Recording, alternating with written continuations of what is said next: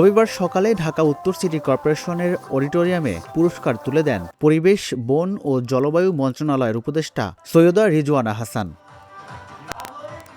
প্রধান অতিথি হিসাবে তিনি বলেন, সংসদ নির্বাচনে কাকে ভোট দেবেন সেটা চিন্তা করে দেবেন, যাতে পরে পস্তাতে না হয়। একই দিনে যে দ্বিতীয় ভোটটি রয়েছে সেটি হচ্ছে গণভোট।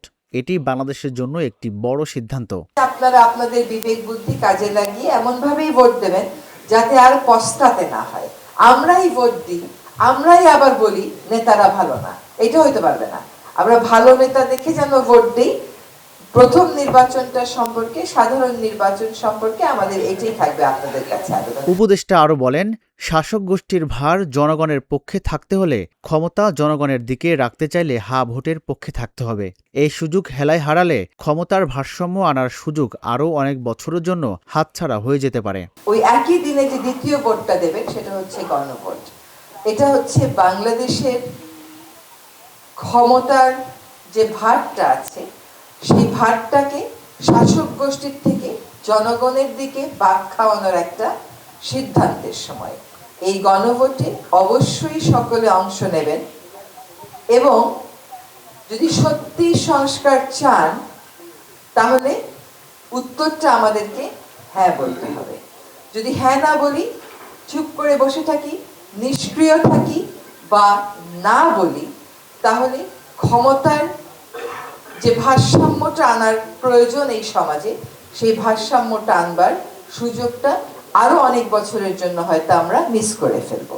পুরস্কার পেয়ে তরুণরা জানান, এই স্বীকৃতির মাধ্যমে দেশের জন্য কাজ করতে আরও উৎসাহ পাবেন তারা। আজকের এই নাগরিক পদক শুধু একটি পদক নয়, আমাদের মতো তরুণ এবং নাগরিকদের সামনে আরো ভালো কাজ করার জন্য, দেশের জন্য কিছু করার জন্য একটা বড় অনুপ্রেরণা। আমি ধন্যবাদ জানাই ডিএনসিসিকে এরকম একটা আয়োজন করার জন্য, এবং এই আয়োজন যেন অব্যাহত থাকে এই অনুরোধ জানাই। বই এবং পাঠ্যপুস্তকে মেলবন্ধন করার পাশাপাশি যে আমরা সামাজিক উদ্যোগগুলো নিয়েছি, যেহেতু আমাদের 20 সালে আমাদের এই প্রতিষ্ঠান করা, এই 20 সাল থেকে আমরা কিছু সামাজিক কার্যক্রম করে যাচ্ছি। আমরা চাই সেই সামাজিক কার্যক্রমগুলো অব্যাহত থাকুক। আমরা চাই আমাদের যে বই নিয়ে আমাদের কাজ, সৃজনশীল মানুষ করার যে প্রত্যয় দিয়ে যে আমরা যাত্রা শুরু করেছিলাম, সেই কাজগুলো অব্যাহত থাকুক। আপনারা দোয়া করবেন আমাদের এই যাত্রাগুলো অব্যাহত থাকে। আমি এই আয়োজন সিটি কর্পোরেশন যে আয়োজন করেছে সেই আয়োজনটাও অব্যাহত থাকবে। ভবিষ্যতে এই জাতীয় কাজ আরো বেগবান করতে হবে সারা বাংলার মধ্যে ছড়িয়ে দেওয়ার জন্য। সামনের দিকে আমাদের বেশ কিছু পরিকল্পনা আছে, যেগুলো হচ্ছে ঢাকাকে আরো কিভাবে কাজ করলে সেটা ঢাকা আরো ক্লিন হবে, পরিবেশ দূষণ মুক্ত হবে, এই ব্যাপারগুলো নিয়ে আমরা ইতিমধ্যে কাজ শুরু করেছি। তরুণ সমাজকে উদ্দেশ্য করে উপদেষ্টা বলেন, তরুণরা যেভাবে স্বৈরাচারের কবল থেকে দেশকে মুক্ত করেছে তাতে শুধু খুশি হয়ে বসে থাকলে চলবে না।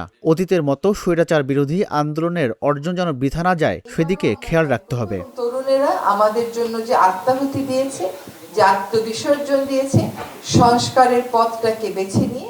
রাজীবুল ইসলাম, ঢাকা জার্নাল, ঢাকা।